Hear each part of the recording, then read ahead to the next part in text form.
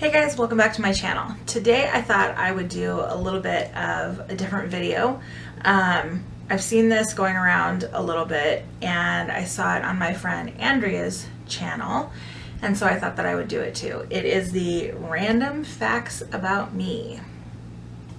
So let's jump right in. Okay, so I only have like 8 random facts that I could come up with after thinking about this for probably 5 or 6 days. There are more, I'm positive, but I just couldn't think of any, so we're gonna go with that 8. The first one is probably a little bit weird, probably a little bit OCD, but we're just gonna roll with it. All of the hangers in my house are white. I cannot have a mishmash of different colors. They all have to be the same color. So like I could go and I could get all black or all pink or all red or all blue, whatever, but they all have to be the same color. I cannot have like one person have this color, this person have this color. No. Just no. Every hanger in my house has to be the same color. I know it's weird. I know. But it is what it is. The next thing, number 2, is I'm obsessed with gorgeous high heels. Like, I love them. I have probably 15 or 20 pair in my closet right now that I never wear. Like, I buy them, I'm like, oh God, these are so comfortable. I'm gonna wear these. I love them. They're so pretty. And then they sit on a shelf in my closet and I don't ever wear them. I'm like that jeans, t-shirt, or tank top and flip-flops kind of girl. Maybe I'll throw on my Chucks every now and then, but for the most part, I'm a flip-flops kind of girl. But I love high heels. I just love them. They're so pretty. So I buy them and then I don't wear them. And then I feel bad that I don't wear them. But number 3, I was homeschooled from 8th grade through high school graduation. The first year of homeschooling, we did a video school program thing. I think it was called Abeka. They would send us videotapes, cassette, the VHS, way back in the day, of classrooms with students and teacher, and the textbooks, and then we would watch, however many classes there were for the day, and we would watch those and do our work, and we had tests and all that kind of stuff. And then after that first year, my parents, through some influence of a church that we were attending, decided to switch curriculum and go with the Bill Gothard Advanced Training Institute curriculum. If you don't know anything about Bill Gothard, I would like to not know anything about Bill Gothard, but if you don't know anything about Bill Gothard, he created this curriculum and started having seminars on basic life principles, is what the whole thing centers around. But he had this homeschool program, and everything is Bible-based, which there's nothing wrong with, but when that's your only focus and there's no focus on actual academics, then it kind of becomes a problem. So I don't feel that I got the best education that I could have, but I also don't think that I'm a dummy either. So the curriculum focused on 5, I think, major subjects, and I couldn't tell you what they are right now. I know that we did learn some Greek. There was science and probably some math, probably some language like, English, grammar, all that, which clearly is not my best subject. Yeah.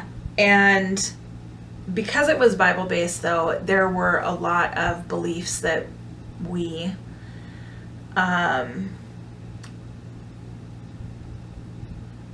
had to go along with, the structure of everything. And it's, for better or worse, shaped me into who I am today. There are a lot of things that I think are wrong with Bill Gothard, ATI, that whole genre of homeschool programs, but they also do teach a lot of good things, and I did learn,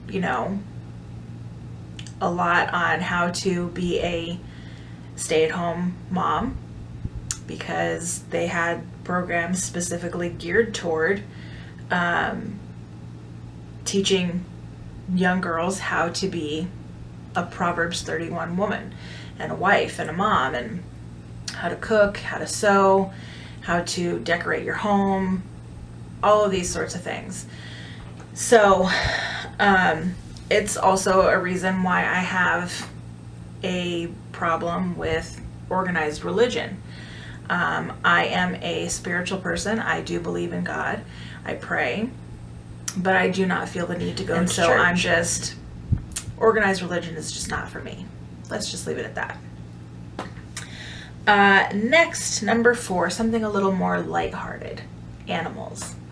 I love animals. I think they're adorable. They're cute. I have 2 animals. I have a dog, Summer, who is 6 or 7. I honestly cannot remember at the moment. And she's a purebred boxer. She's adorable, but she is the biggest pain in my ass. She doesn't listen. She is trained. She knows all the commands that she's supposed to know, and if she chooses, she will follow them, unless you show her that you're the alpha. So she gets shown quite often that she is not the alpha, that I am the alpha. And then we have our cat, who we've had for about 6 months now, probably. We got him Valentine's Day. And he's about a year old. He's a cat. His name is Max.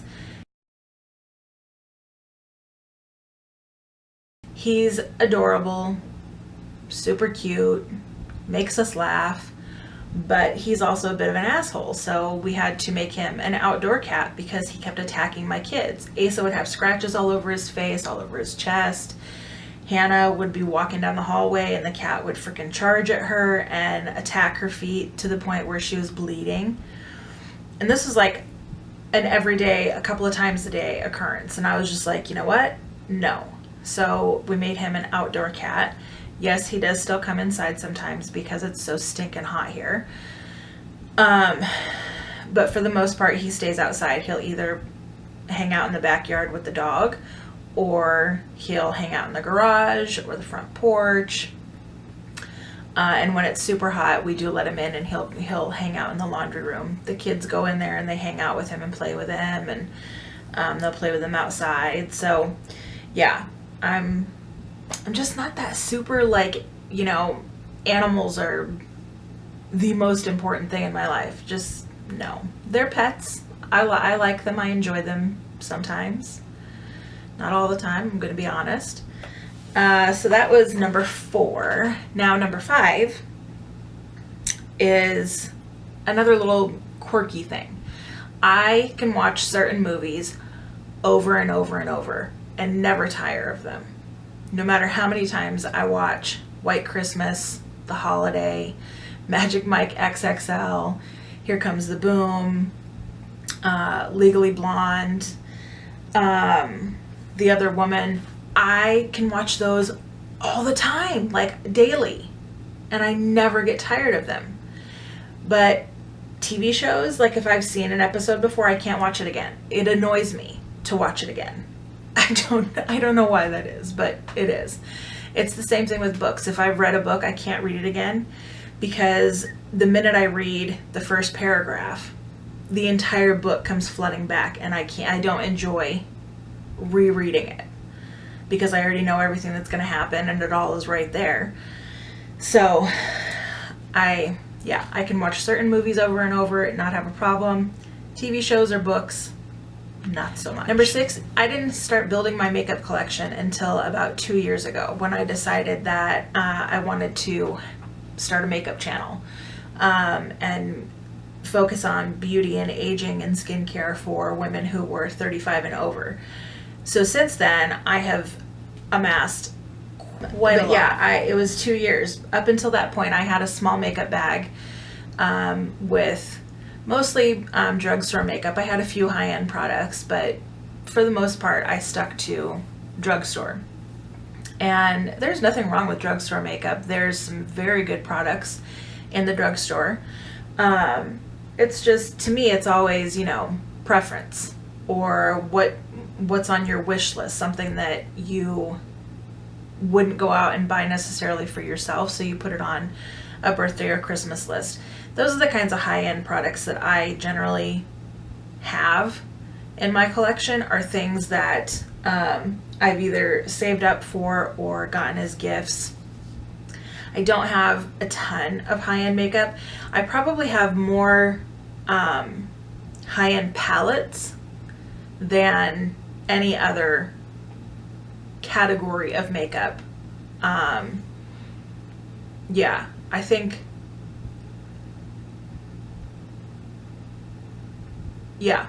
I'm positive it's palettes. Palettes, I have the most high-end stuff. So, anyway. Next, I have a little list in front of me here.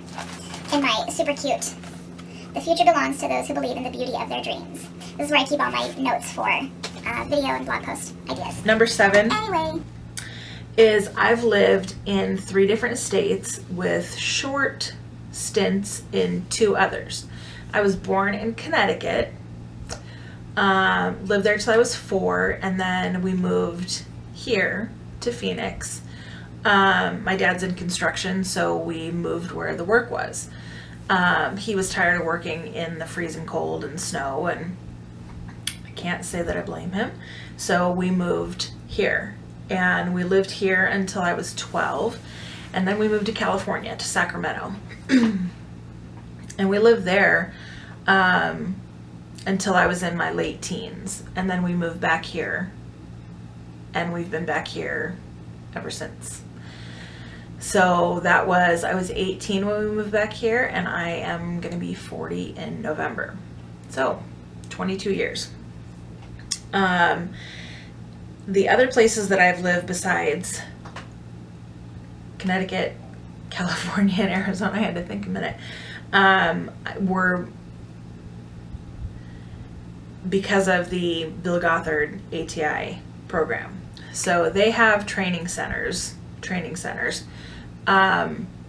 in different parts of the country for different subjects, basically. And based on whether or not you're male or female. They don't commingle. There's no commingling. Like, they believe men and women or boys and girls can't be friends, can't be just friends. So they discourage any interaction between the two. So that's a whole nother story. But I went to Indianapolis there was actually a conference first, and then they invited me back to work at the training center. And that one was working with juveniles who had gotten in trouble at school or with the law. And so I went back and I worked at the training center for a month or something. So all in all, I spent about 6 weeks there. And then the other one, that was when I was probably 15 or 16, I want to say.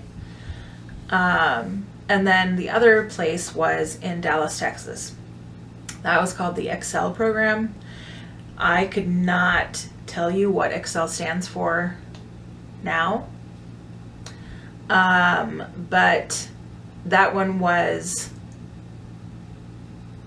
purely to teach girls how to become Proverbs 31 women or wives, how to take care of a home, take care of a husband and children, take care of, cooking, sewing, cleaning, home decor. What else? Oh, we learned midwifery. We had one single solitary class on car maintenance. And that was basically, if a man is not around to do it for you and you have a flat tire, here's how you change a flat tire. We weren't allowed to actually change the tire. A man was there changing the tire, and we got to stand around and watch. Let's see, what else? I honestly can't remember if there was anything else that we learned at the Excel program, but it was a 2-month program. I was there. I turned 18 there.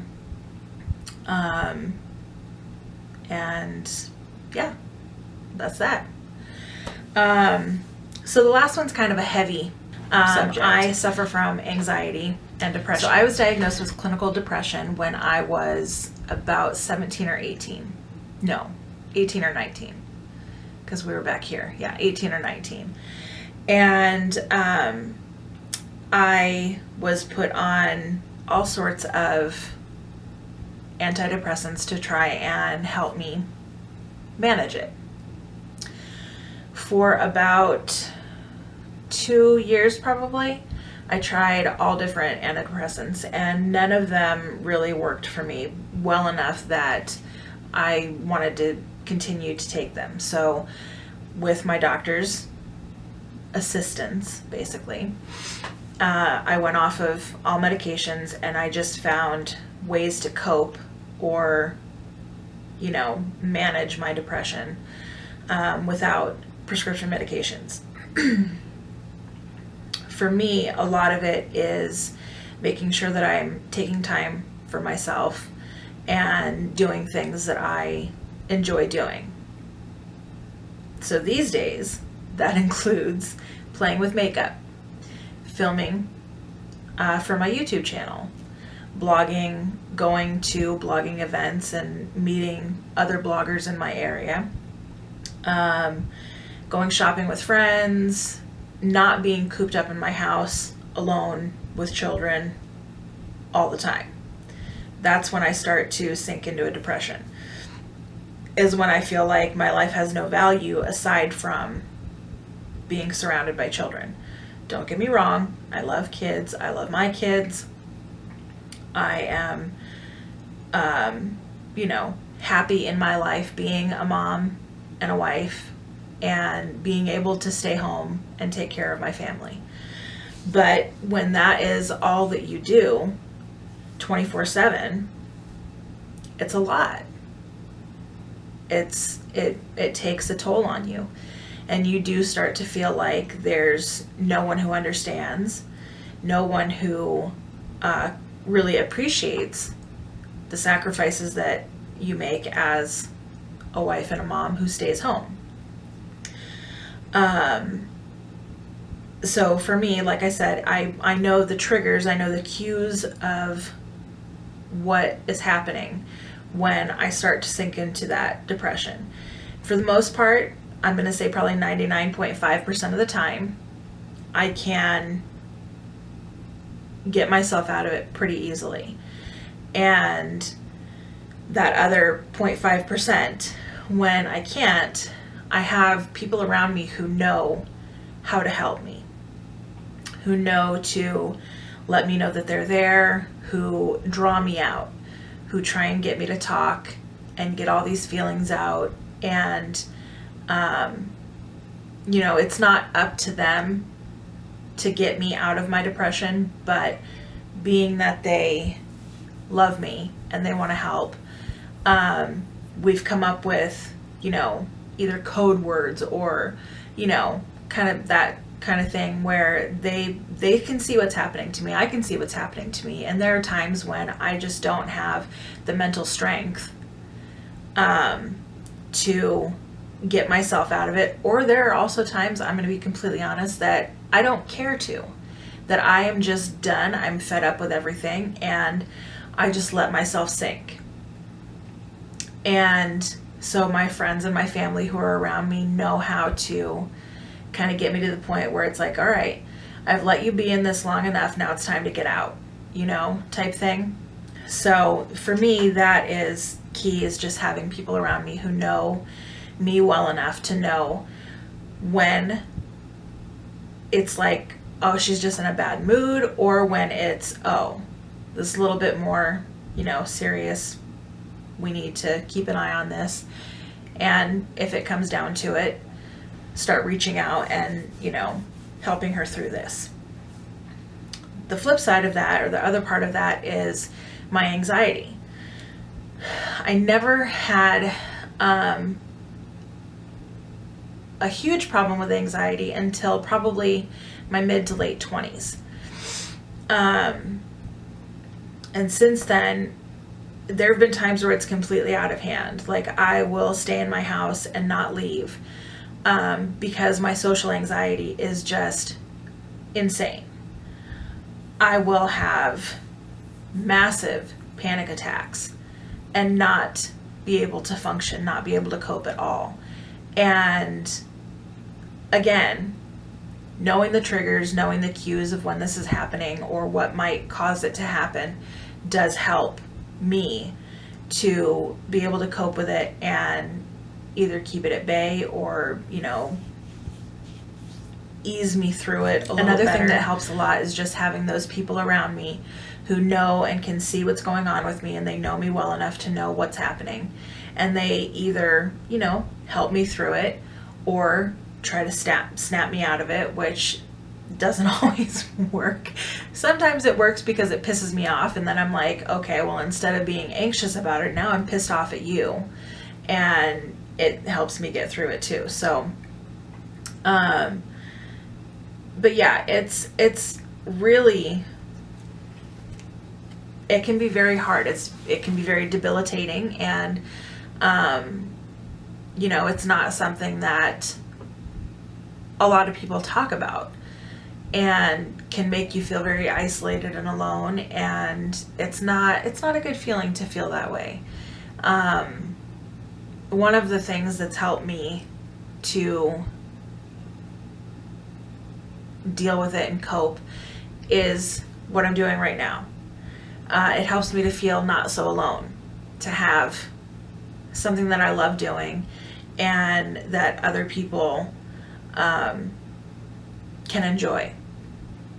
So that is all of my random facts about me, but I will leave some information in the description box. If you suffer from anxiety and depression, I am always available to talk. Leave me a comment and we can start chatting.